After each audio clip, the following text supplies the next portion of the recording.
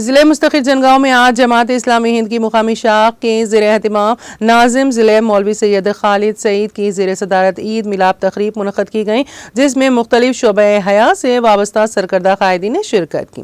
ریاستی سیکریٹری شعبہ تنظیم جماعت اسلامی ہند تلنگانہ محمد فخر الدین علی احمد نے مہمان خصوصی شرکت کی۔ Muhammad Sadiq Ali advocate, Kama Reddy, B Dharma Bhiksham, doctor Rahim Ramesh, Narsimha Reddy, صدر ٹیچر یونین، نامور مصنفہ محمد ظفر شریف، صدر ضلع اقلیتی سیل کانگریس پارٹی محمد مجیب الرحمان کے علاوہ دیگر نے شرکت کی۔ تقریب سے خطاب کرتے ہوئے محمد فخر الدین علی احمد، ریاستی سیکریٹری جماعت اسلامی ہند شعبہ تنظیم نے کہا ہے کہ اللہ رب العزت نے ماہ رمضان المبارک کو بندگان خدا کے لیے پیغام کے طور پر عطا کیا ہے، جس کے ذریعے ہر بندہ مومن 3 شرائط کو لاگو کرتا ہے، جن میں طرز زندگی میں سدھار، روزے کی حالت میں ہر جائز اور حلال شے کو استعمال کرنے سے دوری، اور ماں بعد رمضان بھی رمضان والی صفات کے ذریعے زندگی گزارنا شامل ہیں۔ انہوں نے کہا ہے کہ روزے کا اصل مقصد